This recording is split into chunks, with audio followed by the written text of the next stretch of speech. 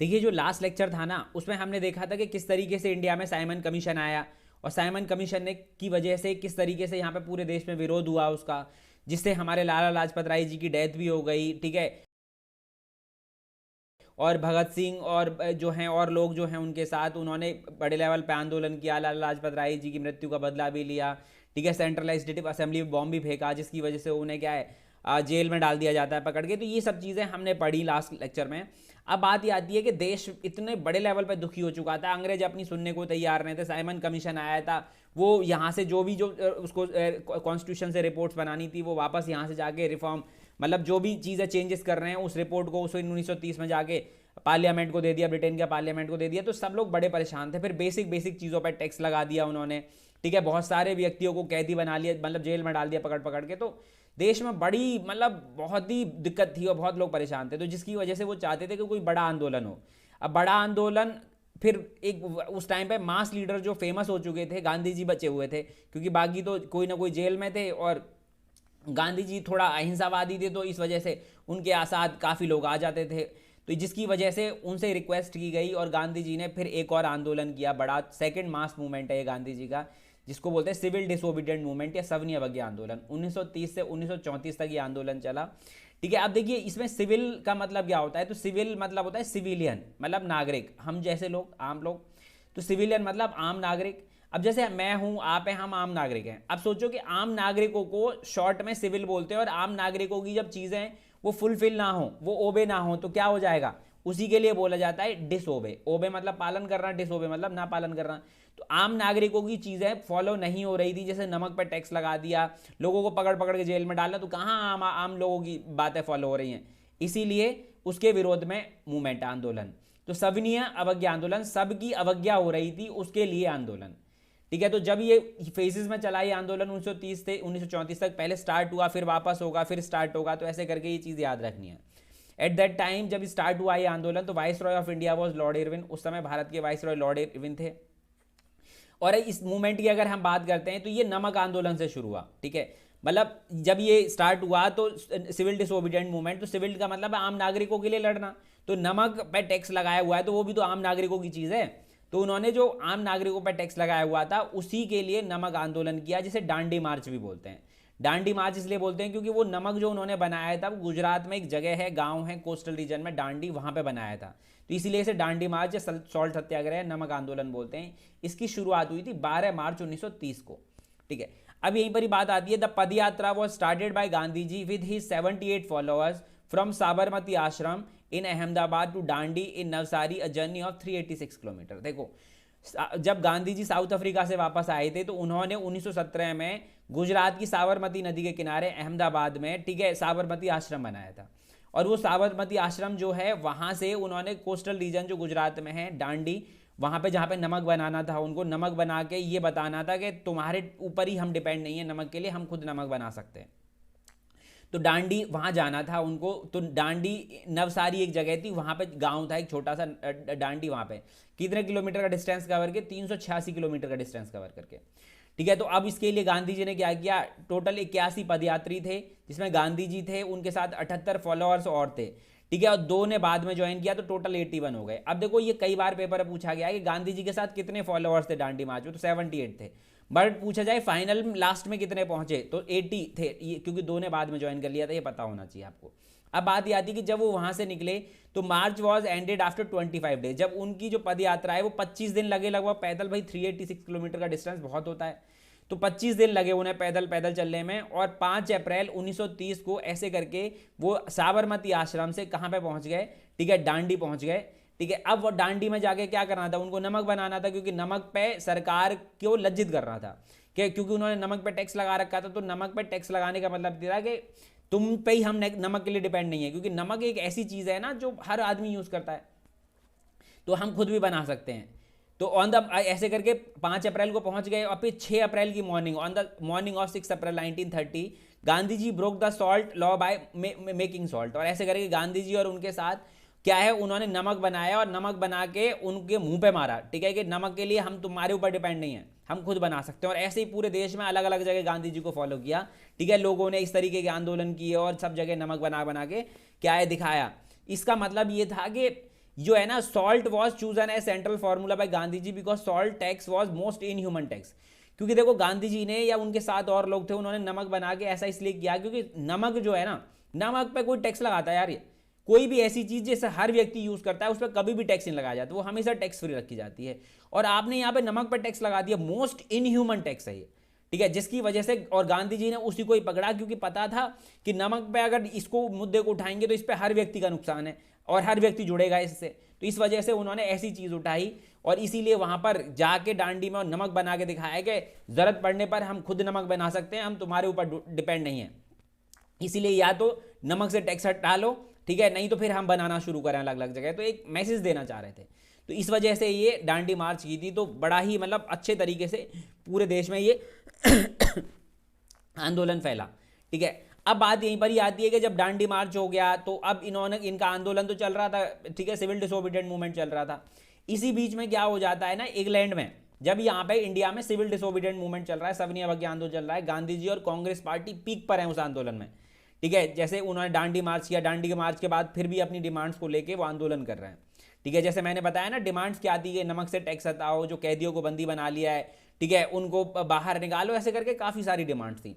तो अब उसी टाइम पे जब यहाँ इंडिया में आंदोलन चल रहा है, कांग्रेस गांधी जी सब आंदोलन कर रहे हैं, उसी टाइम पर, ठीक है, इंग्लैंड में गोलमेज सम्मेलन होते हैं, ठीक है, राउंड टेबल कॉन्फ्रेंसेस होती हैं, और राउंड टेबल कॉन्फ्रेंस 1930 से 1920 के बीच में चलती हैं, 3 राउंड टेबल कॉन्फ्रेंसेस होती हैं। अब ये राउंड टेबल कॉन्फ्रेंसेस किसके लिए हुई हैं?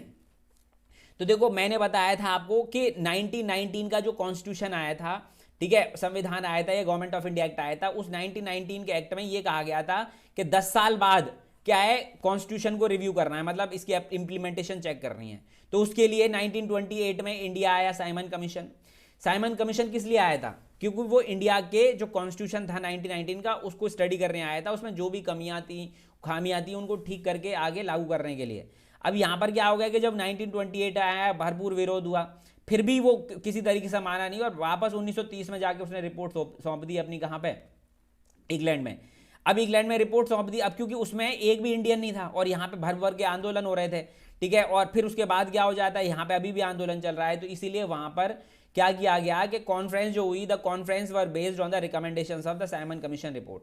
मतलब ये जो गोलमेज सम्मेलन है, यहाँ पर क्या हो गया कि इंडियंस को बुलाया गया कि इसने, साइमन कमीशन ने तो ये रिकमेंडेशंस दी हैं, अब आप लोग बताइए कि यहाँ पर आप लोग क्या क्या चाहते हैं कि जो 1935 का जो एक्ट आने वाला है, जो उस टाइम का संविधान आने वाला है, उसमें आप क्या क्या बदलाव चाहते हैं। तो डिस्कशन करने के लिए बुलाया गया, तो उसी को ही बोला गया है राउंड टेबल कॉन्फ्रेंस, और ये 3 बार हुआ, ठीक है। उस टाइम पे किंग ऑफ ब्रिटेन था जॉर्ज 5th, ठीक है, ब्रिटिश प्राइम मिनिस्टर थे रैमसी मैकडोनल्ड, ठीक है, और वेन्यू था सेंट जेम्स पैलेस लंदन। तो ये कहाँ पे हुई तीनों, ठीक है, लंदन में हुई। आप इस तरीके से देख सकते हो कि ये राउंड टेबल है, यहाँ पे सारे के सारे लोग बैठे हुए हैं, इस वजह से इसको ऐसा नाम दिया गया है।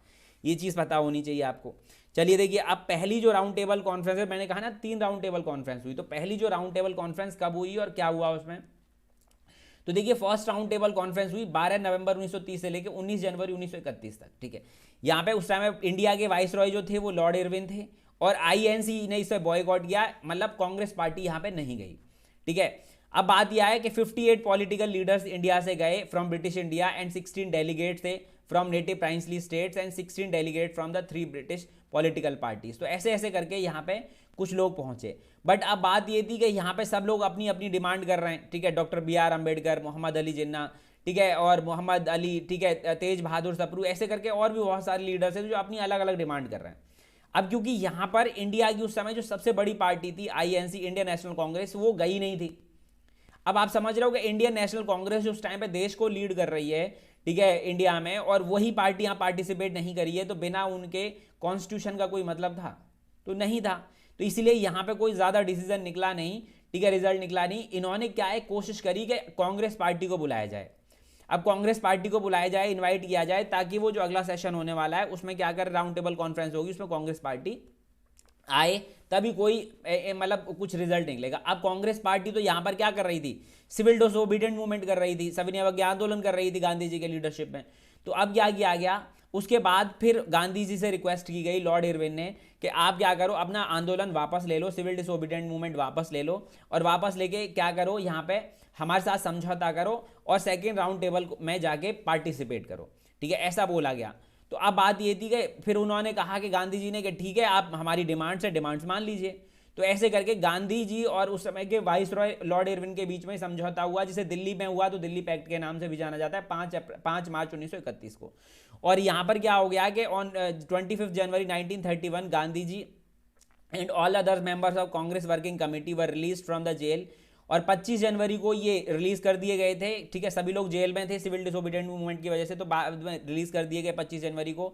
और इनसे रिक्वेस्ट की गई थी कि आप वाइस रॉय लॉर्ड इरविन के साथ क्या करें, समझौता करें, पैक्ट साइन करें, ठीक है। ये सब बातें हुई, तो पैक्ट साइन करने के लिए बोला गया, ठीक है। तो रिलीज फ्रॉम CW मतलब jail and the CWC authorize Gandhi ji to initiate discussion with the viceroy Lord Irwin. और ऐसे करके उस समय वाइस रॉय जो लॉर्ड इरविन था उसके साथ क्या किया गया, बोला गया कि आप उसके साथ क्या है, समझौता करो, ठीक है, पैक्ट साइन करो। तो गांधी जी की पूरी लिस्ट थी पूरी की पूरी। तो इसमें क्या क्या डिमांड्स थी कि टैक्स, नमक से टैक्स हटाया जाए, ठीक है, जितने भी कैदी थे उन्हें रिहा किया जाए, ये सब ऐसे करके बहुत सारी डिमांड्स थी। तो यहाँ पे क्या है, गांधी जी की सभी डिमांड्स उन्होंने मान ली, सिवाय एक चीज के कि जो लोग भगत सिंह और सुखदेव राजगुरु, उनकी जो रिहाई के लिए भी इन्होंने मांग रखी थी गांधी जी ने इसमें गांधी इरविन पैक्ट में। मगर हुआ क्या कि उन्होंने जो है ये वाली डिमांड नहीं मानी, कि उन्होंने ये कहा था कि जितने भी लोग जिन्होंने हिंसा नहीं करी है उनकी रिहाई हो जाएगी, लेकिन जिन लोगों ने हिंसा करी है, ठीक है, उनकी रिहाई नहीं होगी। तो गांधी जी और वो सॉरी जो हैं भगत सिंह और बाकी जो उनके साथी थे, वो JP सैंडर्स की उन्होंने हत्या करी थी, तो उसके दोषी पाए गए थे, तो जिसकी वजह से उनकी रिहाई नहीं हो पाई। लेकिन गांधी जी ने यहाँ पर डिमांड रखी थी, ठीक है। तो अब ऐसे करके क्या हो जाता है कि यहाँ पर गांधी जी इरविन पैक्ट में सारी बात मान ली जाती है, सिवाय एक चीज को छोड़ के जो मैंने बताया आपको। और फिर ये अपना आंदोलन वापस ले लेते हैं, सिविल डिसोबीडियंट मूवमेंट। और फिर ये जो दूसरी गोलमेज सम्मेलन होती है, सेकेंड राउंड टेबल कॉन्फ्रेंस होती है लंदन में, वहां पे जाते हैं, पार्टिसिपेट कर रहे हैं। तो सेकेंड राउंड टेबल कॉन्फ्रेंस होती है 7 सितंबर 1931 से 1 दिसंबर 1931 को।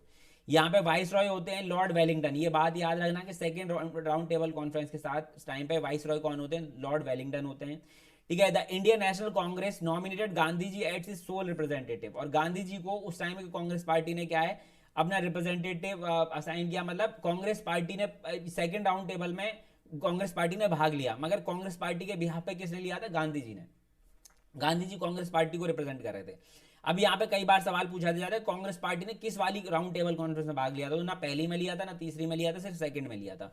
और गांधी जी के बिहाफ पर भी कौन, मतलब कांग्रेस के बिहाफ पर भी कौन गए थे, तो गांधी जी गए थे, ये चीज याद रखना। इसके अलावा यहाँ पे सरोजिनी नायडू जो है, उन्होंने महिला को रिप्रेजेंट किया था, इंडियन वुमेन्स को रिप्रेजेंट किया था। अब ऐसा क्यों, क्योंकि देखो जो सेकंड राउंड टेबल कॉन्फ्रेंस में हुआ क्या कि अभी हमें पता है कि गवर्नमेंट ऑफ इंडिया 1935 आने वाला है। तो उसमें इंडिया वुमेन्स की क्या क्या डिमांड्स होंगी, या वुमेन्स के क्या क्या अधिकार होंगे, राइट्स होंगे, उन सब की बात करने के लिए सरोजिनी नायडू गई यहाँ पे फीमेल रिप्रेजेंटेटिव के लिए। तो ये पता होना चाहिए। मगर यहाँ पे क्या होता है, the session got dead lock on the question of separate electorate demanded by doctor BR Ambedkar. मगर यहाँ पर क्या हो जाता है कि हम पहले ही बात कर चुके हैं सेपरेट इलेक्टोरेट क्या होता है, कई बार हम पहले बात कर चुके हैं इस पर। तो यहाँ पर डॉक्टर BR अम्बेडकर जो डिप्रेस क्लासेस होती हैं, मतलब जो लोअर क्लास होती हैं जिससे अम्बेडकर जी बिलोंग करते थे, ठीक है, वो क्या करते हैं कि वो सेपरेट इलेक्टोरेट मांगते हैं उनके लिए, जिसकी वजह से क्या हो जाता है कि गांधी जी इस चीज़ के लिए राजी नहीं होते, और जिसकी वजह से डेडलॉक हो जाता है, और यहाँ पर भी कोई खास मतलब रिजल्ट निकलता नहीं है, ठीक है। अब बात यहीं पर ही आती है कि फिर जब यहाँ पर रिजल्ट निकलता नहीं है, तो गांधी जी क्या करते हैं, दोबारा से वहां से वापस आके और अपना जो मूवमेंट था सिविल डिसोबीडियंट मूवमेंट, उसे दोबारा चालू कर देते हैं। अब दोबारा चालू कर देते हैं, इतने में जो ब्रिटिश प्राइम मिनिस्टर होता है रैमसे मैकडॉनल्ड, वो एक अवार्ड डिक्लेयर कर देता है, जिसे मतलब एक डिक्लेरेशन देते हैं, जिसे कम्युनल अवार्ड का नाम दिया गया 16 अगस्त 1932 को। अब कम्युनल से ही समझ रहे हो कि कम्युनिटी के ऊपर अवार्ड।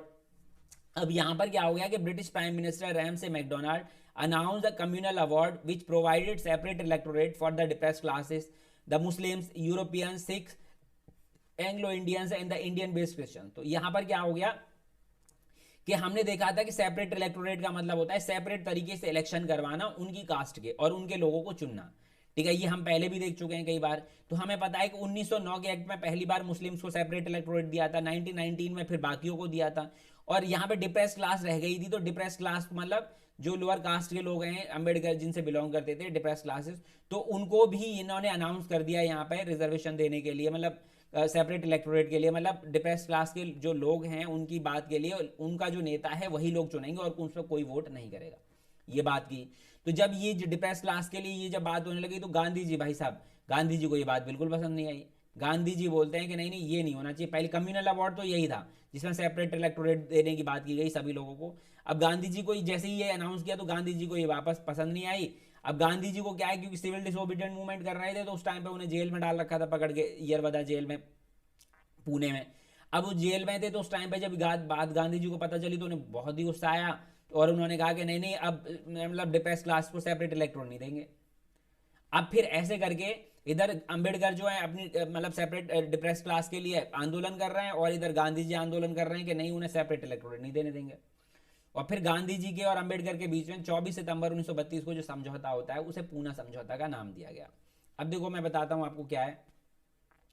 तो यहां पर क्या था कि the Poona pact was an agreement between Mahatma Gandhi and doctor B R Ambedkar on behalf of depress classes and upper caste Hindu leader on the reservation of electoral seat for the depress classes in the legislature of British India in 1932। देखो क्या था कि उस time पर विधानसभा जो होती थी, जो पार्लियामेंट होता था, तो पार्लियामेंट में लोग चुन के जैसे आज जाते हैं वैसे कुछ लोग इंडियंस उस टाइम पर भी जाते थे। तो जब चुन के जाने लगे तो उनका इलेक्शन अलग तरीके से होना था। अब उनका इलेक्शन अलग तरीके से होना था तो देखो अभी जैसे क्या है कि मान लो यहाँ पे 10-20 कैंडिडेट हैं, अभी इनमें से कोई भी एक खड़ा हो जाए सब लोग वोट करेंगे, ठीक है। अब इसमें क्या हो जाता है कि हो सकता है कि डिप्रेस क्लास जो मतलब लोअर कास्ट के कैंडिडेट ना जीत पाए या उनकी बात ना माने, लेकिन यहाँ पे मान लो 20 लोग हैं और ये सारे के सारे जो हैं उनमें से 20 लोगों में से 5 ही डिप्रेस क्लास के हैं और यहाँ पे एक लीडर खड़ा हो गया डिप्रेस क्लास का और 5 ही लोग उसको वोट करेंगे, तो फिर क्या होगा, वो जीत जाएगा, ठीक है। मतलब 1 या 2 लीडर खड़े हो गए तो उनमें से डिप्रेस क्लास का जो एक व्यक्ति जीतेगा क्योंकि उसको उसी की जाति के लोग वोट कर रहे हैं। तो ऐसे ही यहाँ पर था। तो अब गांधी जी ने कहा यहाँ पे मना कर दिया कि नहीं, गांधी जी मतलब अंबेडकर जो है डिप्रेस क्लास के बिहाफ पर बात कर रहे थे और गांधी जी जो है वो मतलब जो अपर कास्ट हिंदूज हैं उनके बिहाफ पर बात कर रहे थे। अब यहाँ पे ऐसा उन्होंने बोला कि नहीं, मैं किसी भी तरीके से ये अंबेडकर को डिप्रेस क्लास के लिए वो नहीं देने दूंगा, ठीक है, सेपरेट इलेक्टोरेट। अगर ऐसा अंबेडकर करते हैं तो फिर मैं अनशन पर हूँ, मतलब भूख हड़ताल में बैठ गए। अब उन्होंने ये कहा कि देखो पहली बात यहाँ पे अगर हम बात करते हैं तो जो है मुस्लिम्स को पहले से सेपरेट इलेक्टोरेट है, सिख को है, एंग्लो इंडियंस को है, सभी को तो सेपरेट इलेक्टोरेट दे दिया है। अब हिंदूज बचे हैं, अब हिंदूज को भी सेपरेट इलेक्टोरेट दे दोगे, मतलब हिंदूज जो हैं अब उनको भी बांट दोगे तो फिर आज़ादी कौन दिलाएगा, ऐसा उन्होंने कहा। अब उनका तर्क अपनी जगह ठीक था बट उनको ये नहीं दिख रहा था कि उस टाइम पर के कितनी मतलब दुर्गति थी, ठीक है, लोअर कास्ट की, तो उस चीज़ पे भी ध्यान देना ज़रूरी था, ठीक है। बट उन्होंने ये कहा कि नहीं देखो अंबेडकर, ठीक है, आप एक काम करो, अभी इसकी डिमांड मत करो, जब आज़ाद होगा संविधान, ठीक है, मतलब देश आज़ाद होगा, जब संविधान लिखा जाएगा तो हम आपकी क्लास के लोगों के लिए रिजर्वेशन तब दे देंगे, बट अभी मत करो क्योंकि अभी सब लोग अलग अलग बटे हुए हैं और हिंदू भी बट जाएंगे तो फिर दिक्कत हो जाएगी। तो ऐसे करके इनके बीच में ये पूना पैक्ट साइन हुआ और जिसमें कहा गया कि ठीक है अभी मैं सेपरेट इलेक्टोरेट की डिमांड नहीं कर रहा, बट जिस दिन हम आज़ाद होंगे उस दिन हमें क्या है, सेपरेट इलेक्टोरेट हमें दिया जाना चाहिए। तो इट वॉज मेड ऑन 24 सितंबर 1932 at Yerwada central jail in Poona. और जो आज प्रेजेंट इंडिया में जो लोअर कास्ट को जो रिजर्वेशन है वो इसी पूना पैक्ट के बिहाफ पर है, ये चीज़ याद रखनी है। तो it was signed by Ambedkar on behalf of depress classes, तो ये अंबेडकर ने साइन किया डिप्रेस क्लास के बिहाफ पर और मदन मोहन मालवीय ने साइन किया हिंदूज एंड गांधी जी के बिहाफ पर, क्योंकि गांधी जी तो जेल में थे इस वजह से। तो ये चीज़ आपको पता होनी चाहिए, ठीक है, कि प्रेजेंट कॉन्स्टिट्यूशन में जो रिजर्वेशन है, ठीक है, वो पूना पैक्ट के आधार पर है, ठीक है, ये चीज़ आपको पता होनी चाहिए। और एक और बात जो बोलते हैं ना 10 ईयर्स के लिए रिजर्वेशन है, तो ऐसा नहीं है यहाँ पर 10 ईयर्स के लिए, क्योंकि 10 ईयर्स के लिए जो रिजर्वेशन की जो बात होती है वो सिर्फ और सिर्फ पार्लियामेंट और स्टेट लेजिस्लेचर की सीटों के लिए बात होती है, बाकी सब जगह 10 ईयर्स के लिए रिजर्वेशन नहीं था। और उसमें भी ये था कि मतलब 10 ईयर्स बाद रिव्यू करी जाएंगी चीज़ें, तो ये चीज़ आपको पता होनी चाहिए, ठीक है। चलिए देखिए अब यहाँ पे ये पूना पैक्ट साइन हो गया, ठीक है। अब क्या हो गया कि यहाँ पे वो आंदोलन तो चल ही रहा है, सिविल डिसोबीडिएंट मूवमेंट, तो फिर थर्ड राउंड टेबल एक बार अंग्रेजों ने और अटेम्प्ट लिया कि किसी तरीके से एक बार और कोशिश करके देखी जाए कि क्या पता चीज़ें सही हो जाएं और ये लोग मान जाएं। तो थर्ड राउंड टेबल कॉन्फ्रेंस बुलाई गई। अब क्योंकि ये लोग तो यहाँ पे कांग्रेस और ये लोग तो आंदोलन कर रहे हैं सिविल डिसोबीडिएंट मूवमेंट, तो ये कांग्रेस पार्टी फिर पार्टिसिपेट नहीं करी इस बार। 17 नवंबर 1932 से 24 दिसंबर 1931 तक ये हुई। अब यहाँ पर तो मतलब ज़्यादा लोग गए ही नहीं, ठीक है, मोहम्मद अली जिन्ना भी नहीं गए इसमें, डॉक्टर बी आर अम्बेडकर गए, तेज बहादुर सप्रू, ये 2 ही लोग ऐसे थे जो इन्होंने तीनों राउंड टेबल में भाग लिया, बाकी तो बहुत कम लोग गए मतलब इसमें, ठीक है। कांग्रेस पार्टी ने तो भाग ही नहीं लिया इसमें। तो this was just a nominal conference, Congress refuse to attended it, और यहाँ पे कांग्रेस नहीं गई। And in Britain the Labour Party also refuse not to attend it, so 46 people were reached. तो तो ऐसे करके वहाँ पे जो ब्रिटेन में जो लेबर पार्टी थी उसने भी भाग नहीं लिया। तो ये सब बातें आपको पता होनी चाहिए कि कांग्रेस पार्टी ने कौन कौन सी में भाग लिया था। तो ना पहली में लिया, ना तीसरी में लिया, सिर्फ सेकंड में लिया। और लेबर पार्टी ने कौन सी में लिया, तो थर्ड में नहीं लिया। ठीक है, लेकिन यहाँ से हुआ क्या कि यहाँ की कुछ ज़्यादा रिजल्ट निकली but the key outcome of the third round table conference was white paper. यहाँ का जो की आउटकम था वो वाइट पेपर था, कि मतलब इन्होंने एक फ्रेमवर्क तैयार, वाइट पेपर का मतलब है एक फ्रेमवर्क तैयार कर देना, एक ड्राफ्ट तैयार कर देना कि आने वाला जो कॉन्स्टिट्यूशन था गवर्नमेंट ऑफ इंडिया 1935 वो किस तरीके का था। तो कई बार पूछ लिया जाता है कि government of India 1935 Simon commission की रिपोर्ट पे तो बना था, मगर तुरंत किस आधार पर बना था, तो वो जो व्हाइट पेपर यहाँ पे थर्ड राउंड टेबल कॉन्फ्रेंस में तैयार हुआ था उसके आधार पर बना था। ठीक है, on the basis of this paper the government of India 1935 was passed, और इसी के आधार पर 1935 का एक्ट या संविधान आया। उस समय का जो संविधान हुआ करता था, ये चीज़ आपको पता होनी चाहिए। ठीक है, तो अब ये 3 अटेम्प्ट लिए, फिर कुछ नहीं हुआ, उन्होंने फिर ये मतलब थोड़े टाइम बाद गवर्नमेंट ऑफ इंडिया 1935 निकाल दिया। और इसमें एक इंपॉर्टेंट जो बात है कि डॉक्टर BR अम्बेडकर और तेज बहादुर सप्रू, सिर्फ इन्होंने ही तीनों जो कॉन्फ्रेंस है राउंड टेबल कॉन्फ्रेंस अटेंड करी थी, इसके अलावा किसी और ने तीनों राउंड टेबल कॉन्फ्रेंस अटेंड नहीं करी। ये आपको पता होनी चाहिए। अब देखो गवर्नमेंट ऑफ इंडिया 1935 आ गया। ठीक है, तो अब मैं शॉर्ट में बता देता हूँ, उसको डिटेल में तो पॉलिटी में पढ़ते हैं, तो इसलिए देखो अब गवर्नमेंट ऑफ इंडिया 1935 जो आया, ठीक है, अब उसमें क्या था, तो उसमें जो अबॉलिशन ऑफ प्रोविंशियल डायरकी, ठीक है, प्रोविंशियल डायरकी मतलब द्विशासन प्रणाली, 2 हेड, जैसे CM और गवर्नर होते हैं ना, तो ये 2 हेड है। तो उस समय स्टेट्स में भी 2 हेड हुआ करते थे। हमें पता है कि राज्यों में डायरकी जो 1919 का एक्ट आया था उसमें इंट्रोड्यूस करी थी, हम ये पढ़ चुके हैं। ठीक है, तो जब राज्यों में जो डायरकी थी उसे यहाँ से हटा दिया गया, दुशासन प्रणाली जो है उसे हटा दिया गया, जिसमें पहले एक गवर्नर हुआ करता था और एक एडमिनिस्ट्रेटर हुआ करता था, उसे हटा के स्टेट प्रोविंस से हटा दिया गया और उसको कहाँ पर इंट्रोड्यूस किया गया, सेंटर में इंट्रोड्यूस किया गया। मतलब सेंटर में अब 2 हेड होंगे, बट यहाँ पे इंट्रोड्यूस जरूर किया गया, बट वो अप्लाई नहीं हो पाया, इंप्लीमेंट नहीं हो पाया कभी। ये चीज़ पता होनी चाहिए आपको। फिर इसके बाद division of subject into 3 list, जैसे कि आज हमारा जो वर्तमान कॉन्स्टिट्यूशन है उसका जो शेड्यूल 7 है उसमें है यही है फेडरल स्ट्रक्चर, जिसका मतलब है division of powers between centre and state, मतलब केंद्र और राज्यों के बीच में शक्तियों का विभाजन। तो ऐसे ही उस टाइम पर जो शक्तियों का विभाजन इसी एक्ट में पहली बार किया गया कि सेंटर की कुछ पावर होंगी तो फेडरलिस्ट होगी या सेंट्रलिस्ट होगी, जिसपे सिर्फ और सिर्फ केंद्र सरकार ही कानून बना सकती है। तो वो टॉपिक जो सिर्फ और सिर्फ जिन पर केंद्र सरकार कानून बना सकती है वो फेडरलिस्ट में रखे गए। प्रोविंशियल लिस्ट या स्टेट लिस्ट, जिन विषयों पे सिर्फ और सिर्फ राज्य सरकार कानून बना सकती है उन्हें प्रोविंशियल लिस्ट में रखा गया है। ठीक है, जिन पे दोनों कानून बना सकते हैं वो है कनकरेंट लिस्ट, समर्थक सूची। ठीक है, तो यहाँ पे इस तरीके से डिवीजन किया गया पावर्स का, मगर कुछ ज़्यादा ठीक है, काफ़ी सारी चीज़ें हमारे अधिकार में आ गई, बहुत सारी चीज़ों में हम नॉमिनेट होने लगे। ठीक है, इसके अकॉर्डिंग ही फिर 1936-37 में राज्यों के इलेक्शंस भी होंगे।